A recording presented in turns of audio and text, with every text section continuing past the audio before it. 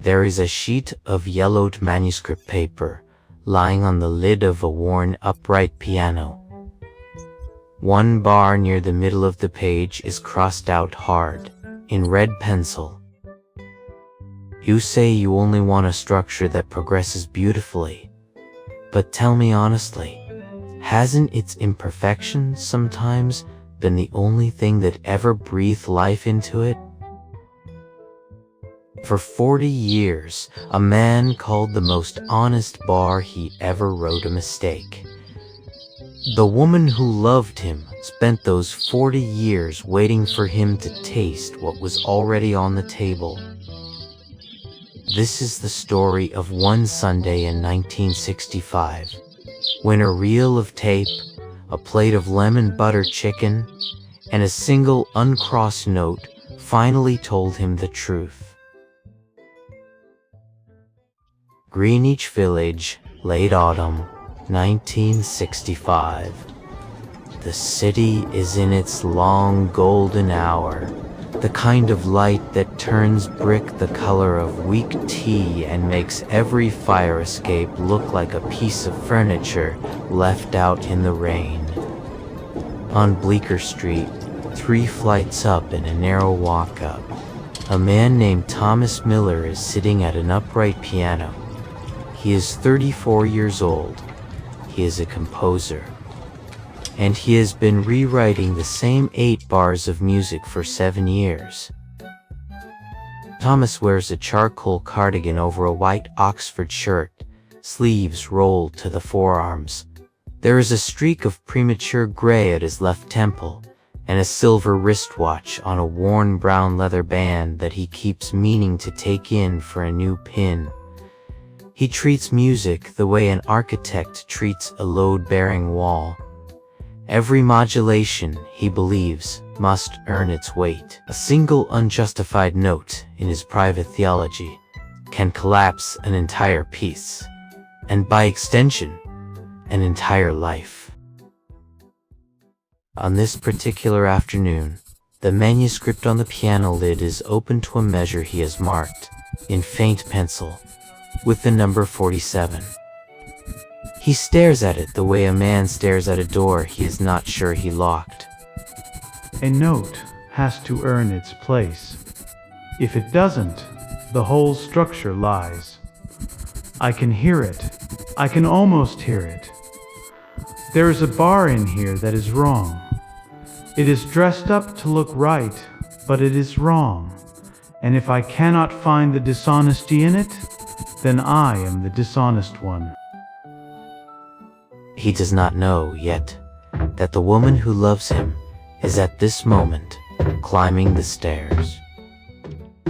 Vivian Whitcomb is 32, a violinist with a small chamber ensemble that rehearses in a converted dance studio on West 4th Street. She is carrying a brown leather violin case with a frayed shoulder strap and, in her other hand, a covered enamel dish wrapped in a kitchen towel. She has been climbing these particular stairs almost every Sunday since the winter of '58, when she first met the quiet man in 3B who had a piano and no chair to put in front of it. She lets herself in with her own key. She does not announce herself. She has learned, over 7 years, that announcing herself startles him out of whatever bar he is pretending to fix. She sets the violin case by the door. She walks to the piano. She sets the enamel dish on top of the lid, lifts the towel, and removes the cover. Lemon butter, roast chicken, golden brown skin, a sprig of thyme drifting in the pan juices, 2 halves of a Meyer lemon nestled at the side. The aroma reaches him before her hand does. Bright citrus, browned butter, a memory of Sunday. She kisses the side of his head. He keeps writing. Mama sent it up, same as always. Tell her thank you.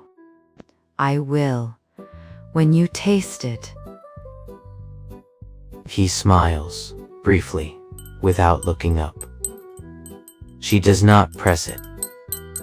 She sits beside him on the bench, takes the second fork from the towel, and begins to eat. After a while, she sets the fork down. She is looking at the manuscript the way someone looks at a window they have looked through for years. There is a part in this piece I keep hearing in my head. I hum it on the train. I hum it when I am sharpening rosin. It is the part where everything almost falls apart and then doesn't. That is the part I love. Thomas's hand on the keys goes very still. That bar isn't finished yet. Maybe it is. She lets the silence carry. She tells him, without making it a speech, that her mother Ruth has been making this exact recipe, this exact lemon butter roast chicken, for 7 years now. Ever since the November he first came to Sunday lunch and barely touched his plate. Vivian says her mother has decided that if she keeps making it, eventually, on some Sunday, he will eat the whole thing. He laughs, just barely. He picks up his fork. He does not bring it to his mouth. Around 6 o'clock, Vivian stands. She has a rehearsal at 7, an evening reading of a Schubert quintet she has been worried about all week. She kisses him again, this time on the temple, and tells him she will see him on Sunday at her mother's. He nods. He does not stand up. He does not, in fact, stop looking at the manuscript. The plate sits on the piano lid. Half the chicken is still on it. The thyme sprig has darkened in the cooling juices. The door clicks shut. He hears her shoes on the stairs, 3 flights down, then the building's outer door far below. Then nothing. There is a bar in here that lies. She is hearing it as honesty, but she is wrong. She loves the part where the piece almost falls apart, because she loves me, and she thinks any part of me that almost fails is precious. But that bar is failure dressed as feeling, and if I leave it, the whole structure lies. I will find it. I will find it tonight before she comes back, and I will fix it. And then she will hear what I really meant. He picks up the red pencil.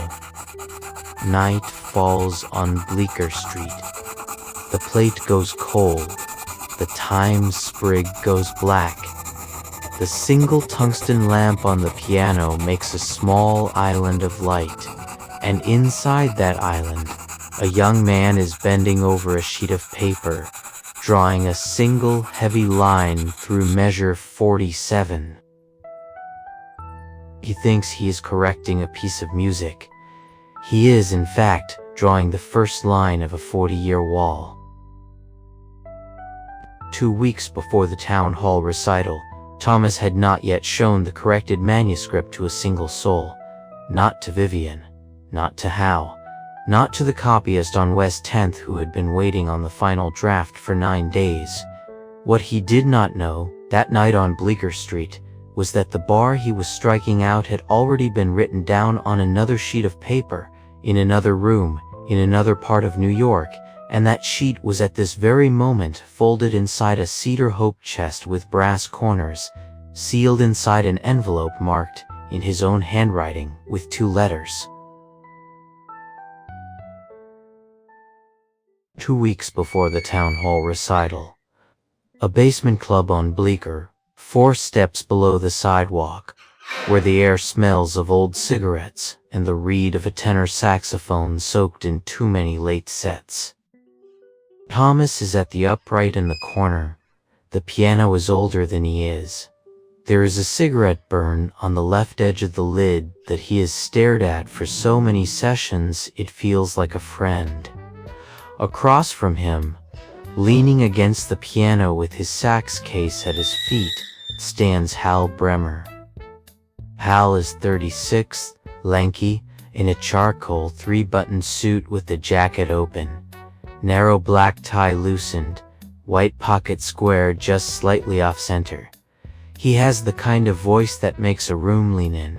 He has known Thomas since '57. He was in the room the night the demo was recorded. He has not, in 7 years, said one word about what he heard. They have been working through the chamber jazz arrangement of Thomas's piece for almost 2 hours. Thomas keeps stopping at the same bar. Tom, you've been standing the same bar for 4 passes now. What's wrong with it? It's wrong. See? From where I'm standing, that's the only bar in the whole piece that isn't. Thomas does not answer. He plays the bar again. He plays it the corrected way, the way he wrote it down in November of '58. The safer modulation, the bar that does not betray him. Hal does not lift his sax. Hal does not say anything at all. Hal simply tilts his head, the way a man tilts his head when he is listening for a sound he already knows is missing. They finish the rehearsal. Hal packs up his horn. At the door, he turns, briefly. Tom, a man's allowed to play one true thing in his life. You played yours already. Stop trying to fix it. Hal goes up the 4 steps to the sidewalk. The door swings shut. Thomas sits at the piano in the empty club for another 20 minutes, not playing, just sitting. Later that night, Thomas walks home alone through Washington Square in a thin, cold November rain. The arch is wet and dark against a sky the color of an unwashed plate. His coat collar is up. His hands are deep in his pockets. The street lamps make small halos on the wet flagstones. Hal hears something I refuse to hear. Hal has always heard it.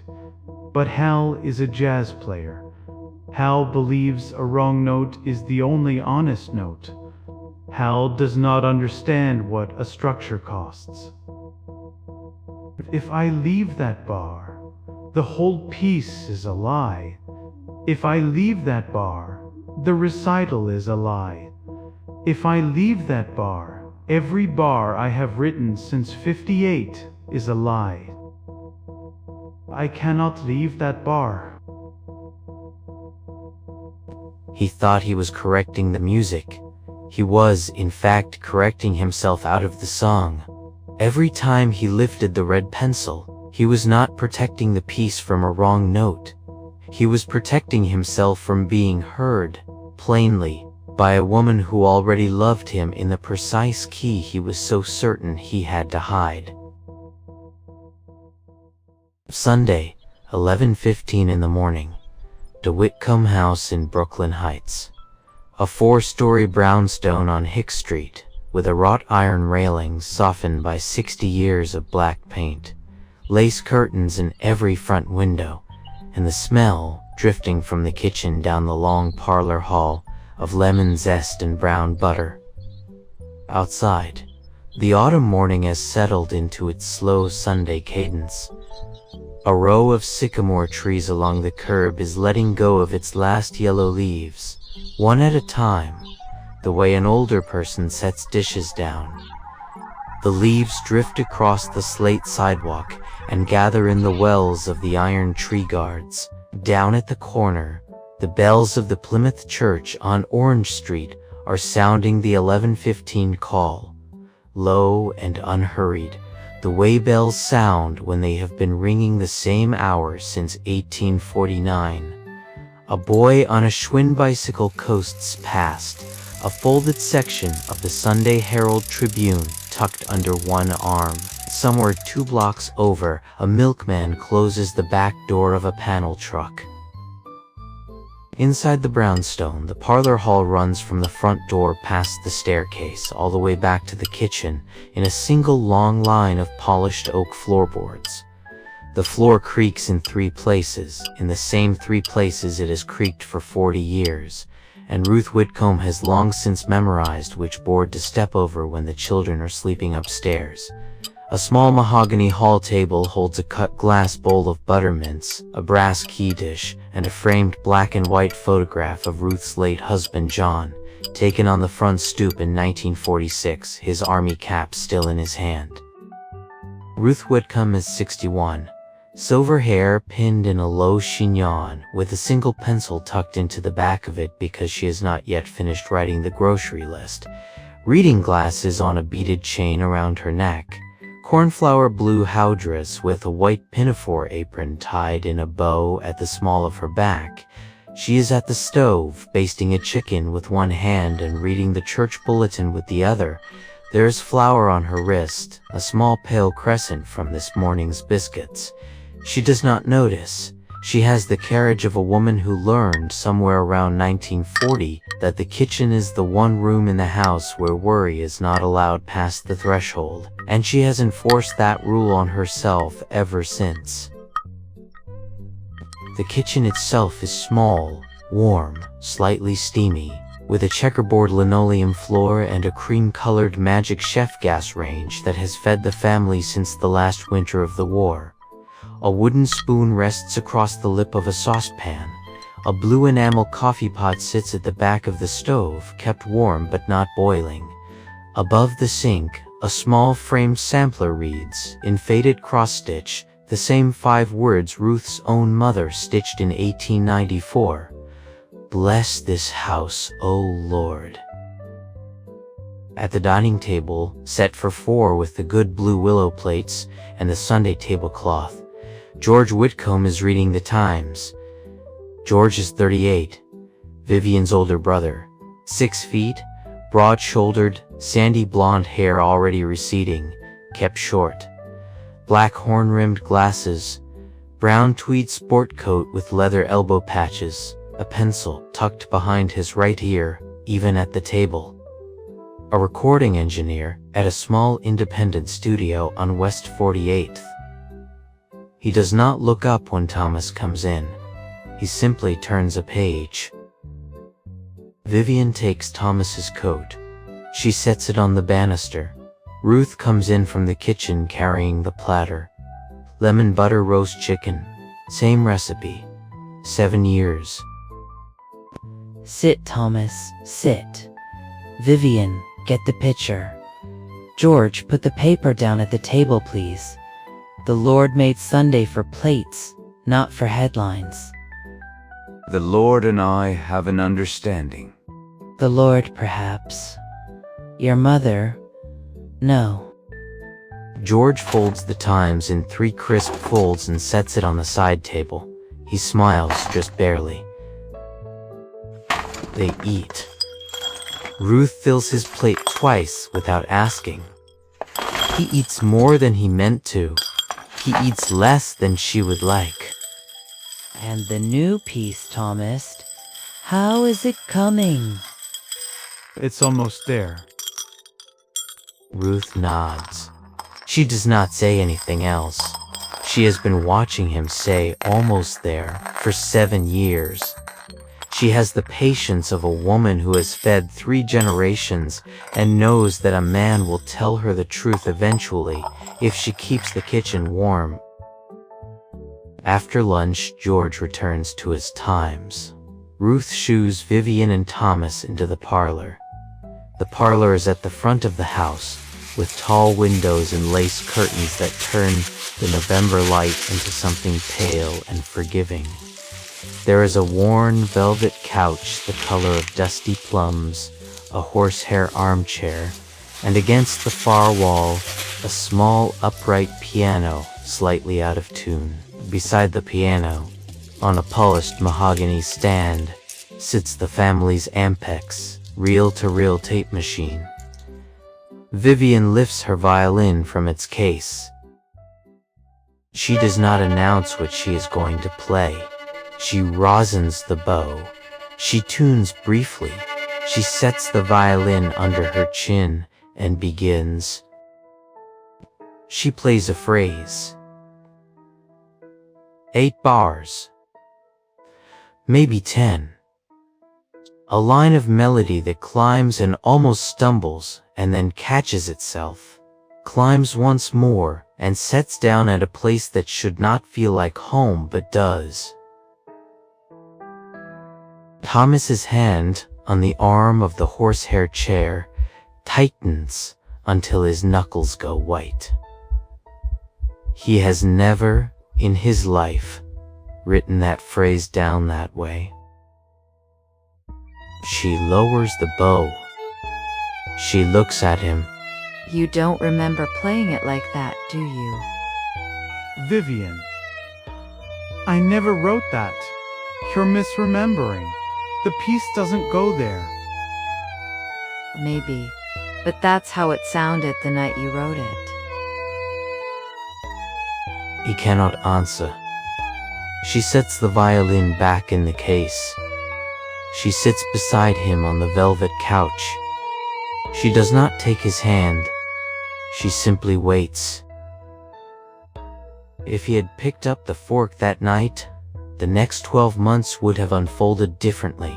If he had set the manuscript down, walked into the kitchen, and asked Ruth plainly what she had heard at the doorway in 58, the conversation in the parlor 3 days later would not have been necessary. But Thomas did not pick up the fork. He did not walk into the kitchen. He kissed Vivian at the door, watched her cross the slate sidewalk to the IRT station, and rode the subway back to Bleecker Street, with a manuscript bag pressed against his ribs the way a wounded man presses a hand against an old bruise. That night, Thomas cannot sleep. The bedside lamp is on. The manuscript is on the nightstand. He is sitting on the edge of the bed, in his undershirt and trousers, hands clasped between his knees, staring at a corner of the room where the wallpaper has begun to lift. She's hearing a version that doesn't exist. I corrected it. I corrected it the same week I wrote it. There is no other version. There is only the version on this manuscript, and that is the only version anyone has ever heard. She is misremembering. She has to be misremembering, because if she is not misremembering, then I have been wrong about the only thing in my life I was certain I was right about. And I cannot have been wrong about that. 3 days pass. On the third evening, the wall-mounted black rotary telephone in Thomas's hallway rings. He answers it on the third ring, his hand still in his pencil case. Tom, Mama and I are clearing out Daddy's old study. She finally felt ready. We found a cedar hope chest at the back of the closet, the one with the brass corners. There were sealed envelopes inside. One of them has your name on it, in your handwriting. My name. In pencil. I think it's from 58. Will you come tomorrow afternoon? I'd like you to open it here. I'll come. He hangs up. He stands in the hallway for a long time, his hand still on the receiver. What he did not know was that George had kept the reel for 7 years, not in a box at the studio on 48th Street, not on a shelf at home, but in a battered brown leather case, the same case George had carried into the studio on his first day in 57, the case his father had given him the morning he started the engineering apprenticeship. The reel had been inside that case, untouched, since the third week of November 1958. 7 Christmases, 7 Easters, 7 birthdays of Vivian's on which George had thought, briefly, about taking the reel out, and had each time set the case back on the closet shelf, unopened.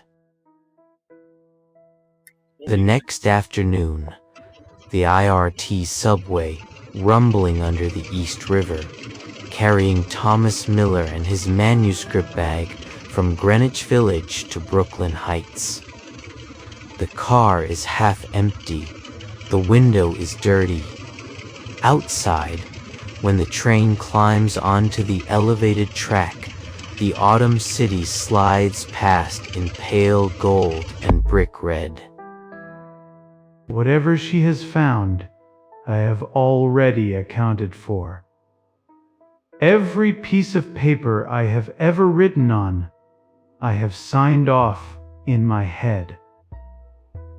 There is nothing in my past I have not reconciled. It is a sketch. It is a discarded sketch. She found a sketch I threw away in '58, and now she wants me to look at it because she thinks it is romantic. That is all this is. That is all this is. The Brooklyn Heights parlor. Late afternoon. Lace curtains turning the sunlight into the color of pressed wildflowers. Ruth is sitting in the horsehair armchair, hands folded in her lap. Vivian is standing by the window. George is in the corner near the Ampex in his brown tweed, the pencil still behind his ear, his face unreadable. On the low coffee table the cedar hope chest is open. Inside faded blue gingham lining. On the side table a single yellowed envelope, pencil handwriting on the front, the letters TM, faintly underlined. Thomas sits on the worn velvet couch. Ruth pours tea from a pewter pot.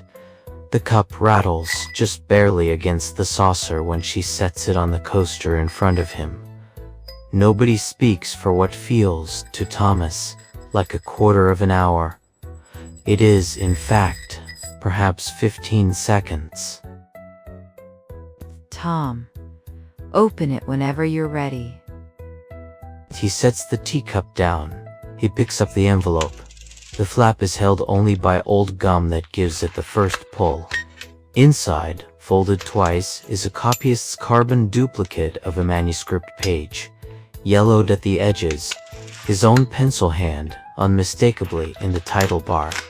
The piece he had abandoned that November and rewritten the same week. He turns the page over. He turns it back.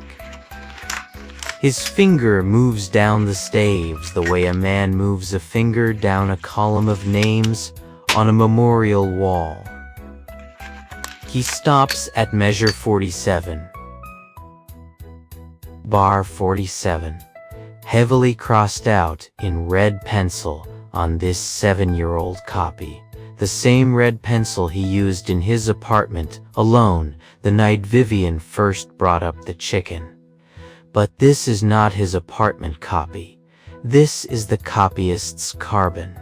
The crossing out has been done twice, on 2 different sheets of paper, in 2 different rooms.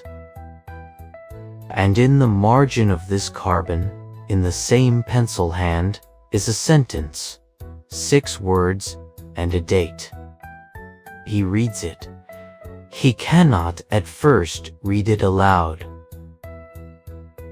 Vivian steps closer. Her eyes are on the margin. Quietly, she puts a hand on the back of his shoulder. Read it, Tom, out loud. Please. Thomas reads the margin note aloud. Deliberately corrupted. Emotional line 2 exposed. Replace with safer modulation. TM. November 58.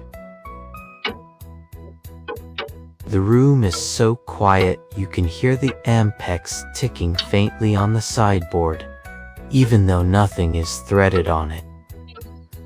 Ruth's hand goes to the cross at her throat. George does not move. Vivian's hand goes to her mouth. You knew. You knew it was the right note, and you erased it on purpose. Thomas does not answer. He cannot. He has spent 7 years calling that bar a flaw, His own handwriting, in his own pencil, has just called it the truth. He sets the manuscript down on the coffee table beside the open hope chest. His hand is shaking. He had not noticed. Minutes pass. Nobody asks him anything. Thomas stands. He walks to the parlor window, his back to the room, and looks out through the lace curtain at the sycamore tree dropping its last yellow leaves onto the brownstone steps. So, this is what I have been. Not a man who failed to hear it, a man who heard it and chose to bury it, a man who stood at his own piano in 1958 with the only honest sentence of his life still warm in the air, and reached for the red pencil. What kind of musician does that? What kind of man does that? I told myself I was correcting it. I was not correcting it. I was hiding it. Because if I had let that bar stand, somebody would have heard me.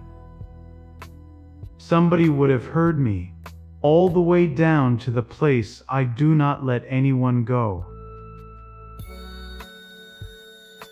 40 seconds before George would clear his throat, Thomas, at the parlor window, had not yet turned around.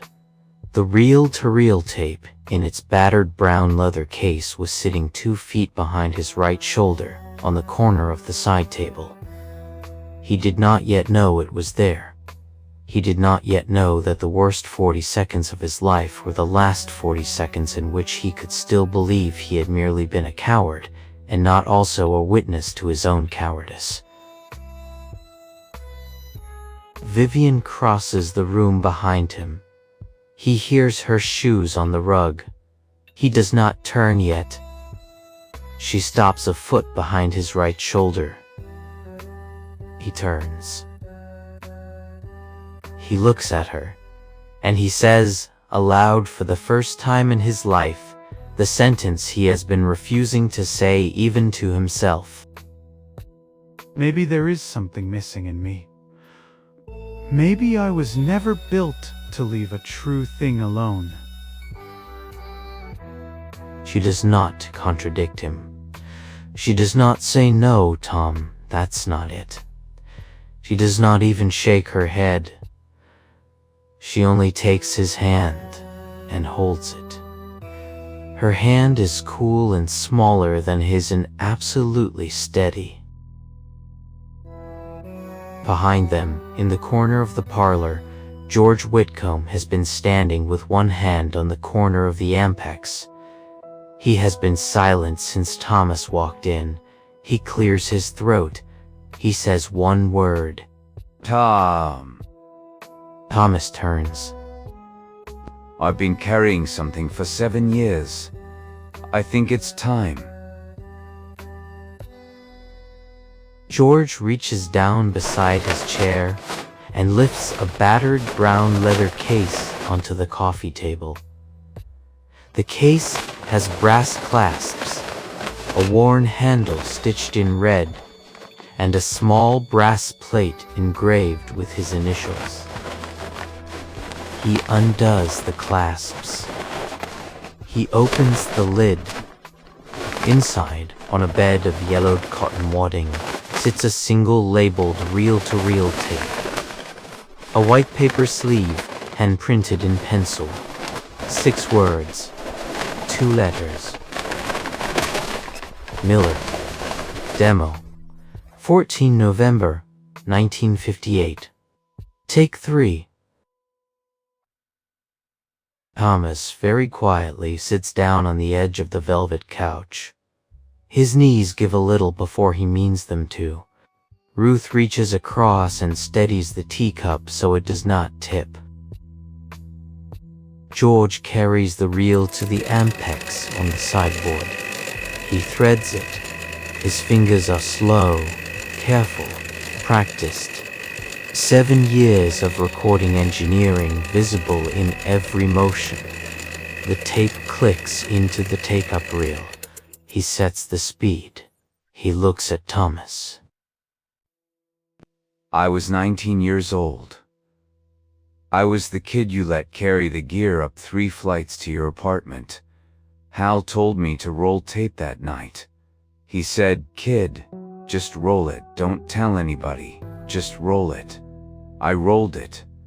I never told you it ran. What is on it? What you actually played, before you fixed it.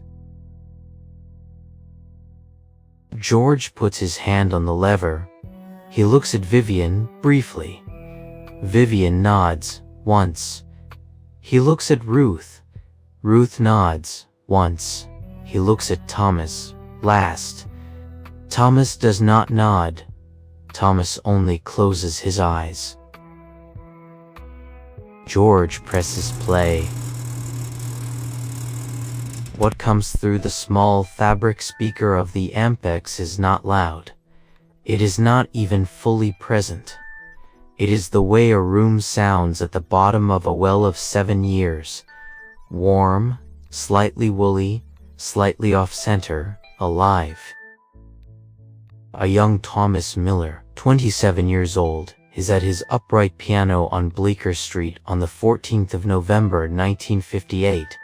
Hal Bremer's tenor saxophone is somewhere to his left, breathing softly through a long-held note, the breath audible at the edge of every phrase the way a sleeping man's breath is audible at the edge of a dream. The microphone, a single ribbon mic on a borrowed boom stand, has captured everything the room had to offer that afternoon. The faint creak of the piano bench when Thomas shifts his weight, the dry brush of a sleeve against the keys.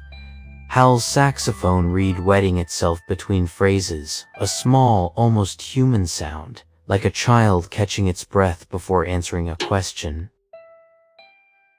From the kitchen, Ruth Whitcomb, who had come up that day with the very first lemon butter chicken, can be heard humming, low, tuneless, the way a woman hums when she has bread in the oven and one hand on a wooden spoon.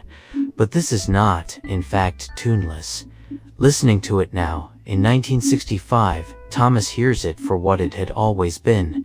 Ruth was humming, almost absent-mindedly, the very phrase he had played 8 bars earlier.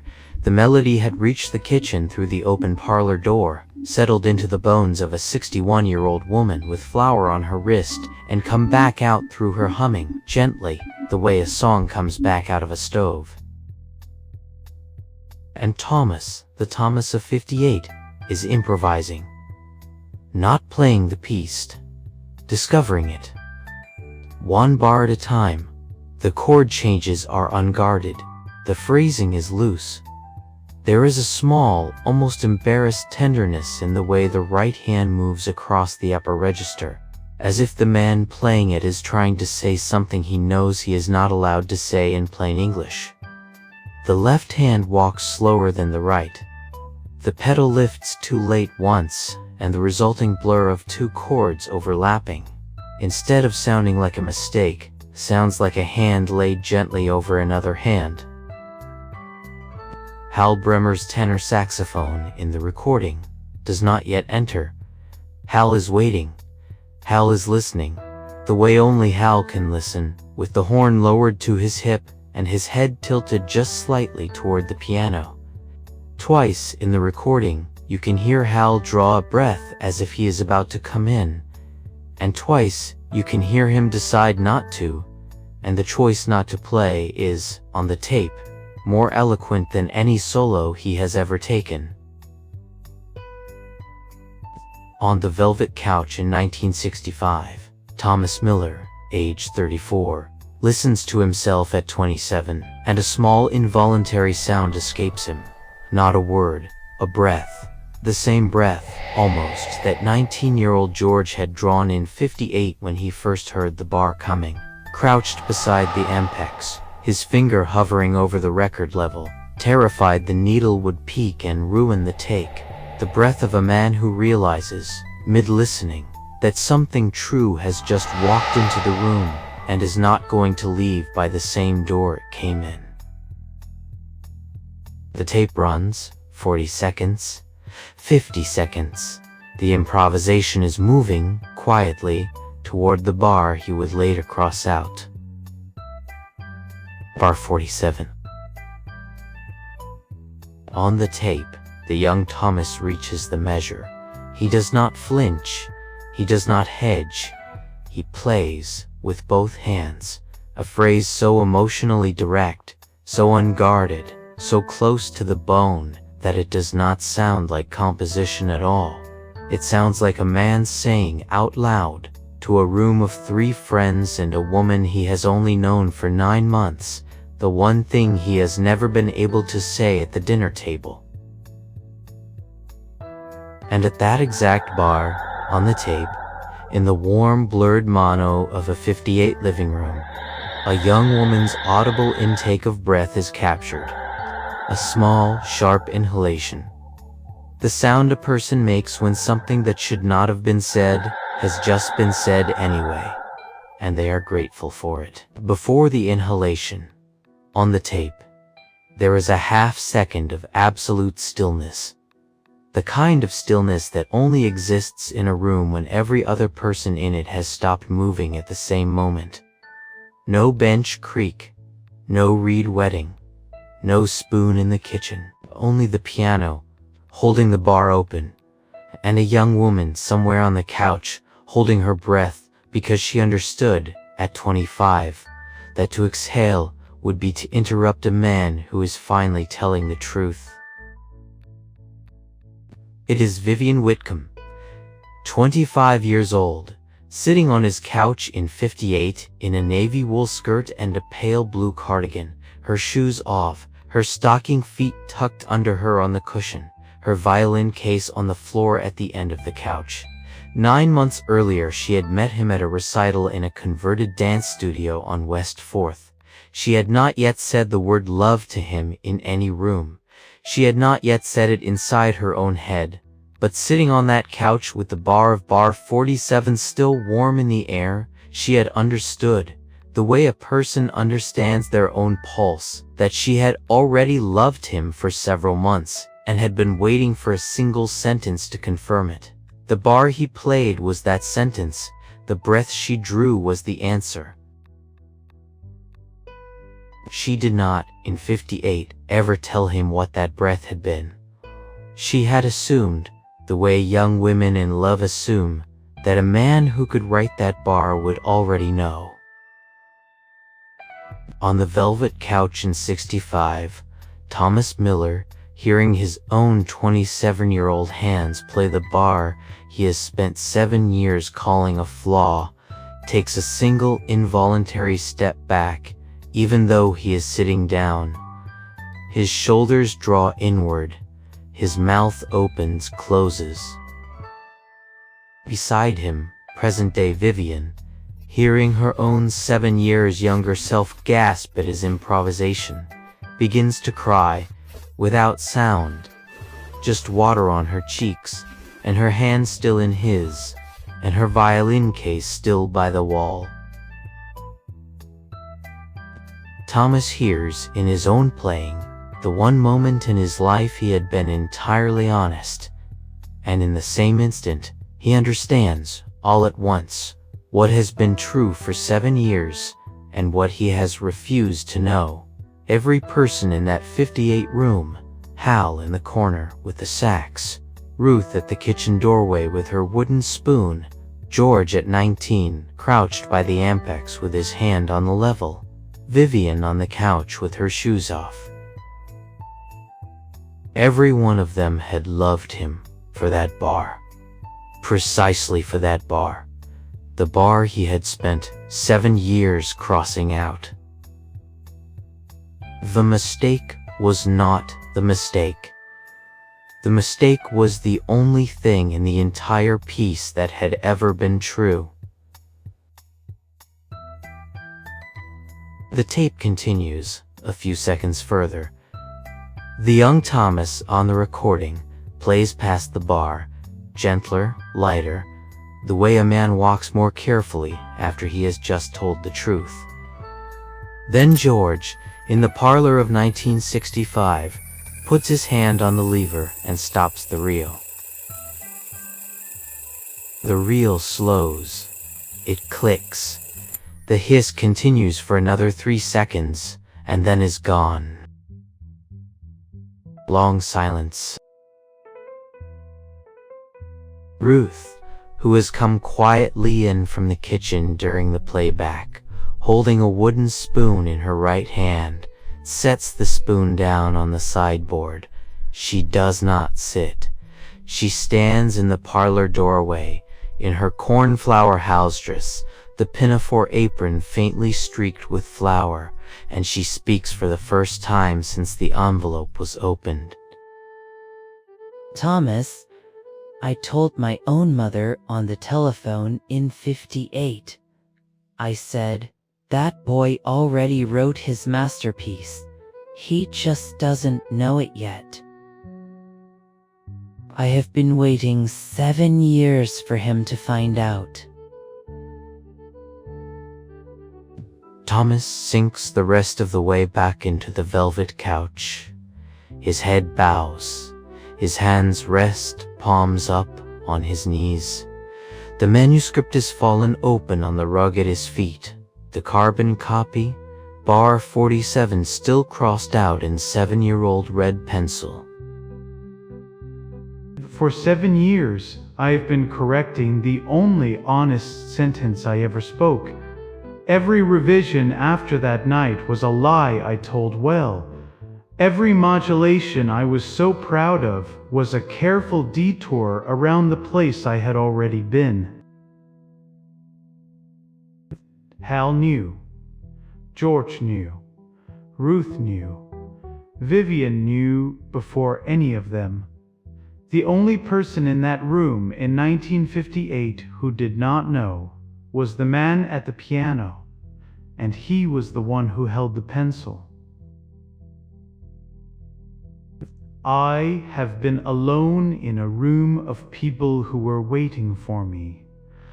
I have been alone because I locked the door from the inside, and I told myself the lock was a structure.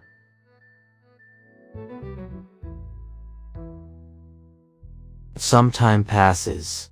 Nobody hurries it. Ruth quietly excuses herself to the kitchen. Vivian sits beside Thomas on the couch, her shoulder lightly against his. George packs the reel back into its leather case, slowly, with the same care he used in '58, and sets it on the sideboard beside the Ampex. After a while, from the kitchen, comes the small domestic music of a woman moving a roasting pan, of a fork being set on a clean plate, of a stove damper being lowered. And then Ruth comes back into the parlor, carrying, in both hands, a fresh ironstone plate. Lemon butter roast chicken. Same recipe. 7 years later, golden brown skin, a sprig of fresh thyme drifting in the pan juices, 2 halves of a Meyer lemon nestled at the side. The aroma reaches the parlor before the plate does. Bright citrus, browned butter. Sunday. Ruth sets the plate on the small parlor table beside the velvet couch. She does not say anything. She does not have to. Thomas looks at the plate. He looks at it the way a man looks at a face he has been refusing for years to recognize. He picks up the fork. His hand is for the first time in this entire afternoon not shaking. He takes a single bite. He sets the fork down across the rim of the plate. He chews, slowly. He swallows. He closes his eyes for one breath. When he opens them, they are wet, but they are steady. Mrs. Whitcomb, thank you. I should have eaten this 7 years ago. I know, Thomas. That is why I kept making it. Thomas stands. He walks the few steps to the small parlor upright. He sits on the bench. The wood creaks. The lid is already up. The keys are slightly yellowed. The middle C has the worn dip of 40 years of beginners. He turns once on the bench. He looks at Vivian. He does not say anything. She lifts her violin from its case, sets it under her chin, and tunes the A string against the piano's open A. Thomas places his hands on the keys, and he plays the piece. From the top, from the very first measure of 1958. He plays it the way it was first improvised. Bar 47 uncrossed. The mistake returned to its rightful place. The honest sentence allowed at last to stand in the open.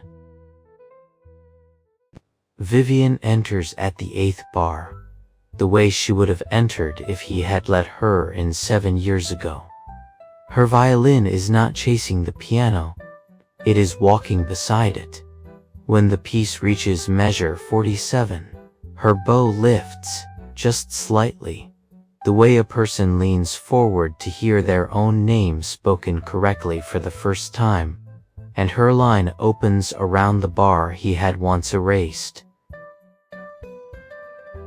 The bar holds. The bar is allowed to hold. And the piece, for the first time in 7 years, sounds like a piece of music written by a man who knew what he meant. Ruth in the parlor doorway has both hands pressed lightly together at her waist. George by the sideboard has taken the pencil from behind his ear and is, for once, not writing anything down. Hal Bremer is not in the room but somewhere down on Bleecker Street, in a basement club between sets. A tenor saxophonist will, in a couple of hours, set down his horn and tell a young pianist at the upright, gently, almost as an aside, the same sentence he told Thomas 2 weeks ago. A man's allowed to play one true thing in his life. Stop trying to fix it. The piece ends. Vivian lowers her bow. Thomas turns on the bench. He does not stand. He looks at her, on the rug, in her sage shirtwaist dress, her violin resting now across her knees, the freckles on the bridge of her nose, visible in the late light through the lace curtain. Vivian, I was trying to build something so correct that you would have to love me. I forgot that the part you already loved was the part I would not let myself keep. She nods. She does not speak. She crosses the rug, sets the violin gently on the velvet couch beside the open hope chest, and sits beside him on the piano bench. She puts her hand on his wrist, just above the silver watch. She does not say it is all right. She does not tell him it is forgiven. She simply sits there, hand on his wrist, the way she has wanted to sit there for 7 years. On the side table, behind them, the ironstone plate is now half empty. The fork is resting across the rim. The thyme sprig this time is still green. On the dining table in the next room, the Sunday cloth is still set for 4. The blue willow plates have been cleared, but the 4 water glasses remain, each with a ½ inch of water gone slightly flat. A pewter teapot sits at the center, the steam long since lifted, the side of the pot now warm rather than hot. 2 of the 4 cups have been used, 2 have not. The cup that Thomas had refused to drink from earlier is still in front of his place, the tea inside it gone the color of weak honey, a slow ring of darker pigment beginning to settle at the rim, where the liquid had cooled to the temperature of the room. On the worn velvet couch, Vivian's violin lies across her lap, the bow resting beside it on the cushion, parallel to the strings, the way a violinist sets a bow down only when she is no longer the one playing.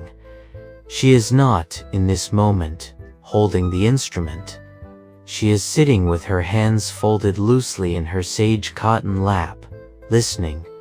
The instrument waits on her knees the way a sleeping cat waits, breathing on its own. Across the parlor, on the polished mahogany sideboard, George has set the battered brown leather case beside the Ampex. The brass clasps are closed. The reel, rewound, has been replaced inside on its bed of yellowed cotton wadding. The hand-printed white paper sleeve, with its 6 words and 2 letters, faces upward. George lifts the case, slowly, the way a man lifts a sleeping child, and carries it across the room to the tall walnut bookshelf in the corner. On the second shelf from the top, between a row of bound jazz quarterlies and a small framed photograph of Vivian, at 7, with her first quarter-size violin, there is a precise rectangle of dust-free wood, where a leather case has rested for 7 years. George sets the case back into that exact rectangle. The dust does not need to be wiped. The case has come home. He turns. He looks across the parlor at Thomas, who is still on the bench at the small upright, hands resting on his knees, head bowed slightly forward. George does not say anything. He simply takes the pencil from behind his ear, looks at it for a moment, and slips it into the breast pocket of his brown tweed jacket, point down, the way a man retires a tool he no longer needs to keep at the ready. From the kitchen, the small domestic sounds resume. A kettle being filled, a drawer opening, closing, the clean clatter of forks being slid into a drying rack, one at a time. Ruth is humming again, low, unhurried. The same phrase she had hummed at the kitchen doorway in '58. The phrase she has been humming, off and on, for 7 years, every Sunday afternoon, while basting a chicken with one hand and setting a Sunday table with the other. The phrase that was, this whole time, the bar he had crossed out. Years later, when the people who were in that parlor that afternoon tell the story, they will not tell it the same way. Ruth will say she always knew. She will say it in the kitchen, washing the same ironstone plate, to a granddaughter who wants to know how she was so patient. She will say, sometimes a man is hungry for so long he forgets that the table is set. George will say, in the studio on 48th, to a young engineer asking why he keeps every reel he ever rolls, that there is always one tape worth carrying for 7 years, if it is the tape that ends somebody's quiet suffering. Hal Bremer will not tell the story at all. Hal will simply, on a Tuesday night in a basement club years later, see a young pianist in a charcoal cardigan sanding the same bar for the 4th pass, and tell him mildly that it is the only bar in the whole piece that isn't wrong. Vivian will say it the simplest. She will say, my husband is the man who learned on a Sunday in November that the bar he was most afraid to leave standing was the one holding the whole piece up. And Thomas, when he tells the story, will not tell it as a story about music at all. He will tell it as a story about a plate of chicken that waited for him for 7 years, and a wife who waited for him for the same 7, and a brother-in-law who carried a tape across half a decade so that the man at the piano could finally hear what the room had been hearing all along. Trust is the first material of every blueprint. The scale is the most beautiful law of progression that completes its structure. But every honest builder, sooner or later, learns the same lesson at the same plain cost. The bar you were most afraid to leave standing was the one holding the whole piece up. And the people who love you have been standing under it the entire time, waiting for you to lower your hand. Camera, if there were a camera, returns to the lid of the upright piano. The manuscript opened to bar 47. The crossing out, lifted. The line drawn through it, gone. Beside the manuscript, the empty ironstone plate, the fork resting across the rim, the time sprig still bright. A single tungsten lamp on the piano, late afternoon turning to early evening through the lace curtain. You said you only wanted a structure that progresses beautifully. But the truth is, its imperfection was always the only thing that ever breathed life into it. And the people who love you have been waiting all along for you to stop correcting it. From the porch light, this has been the story of one Sunday in November and a measure that finally let itself be heard.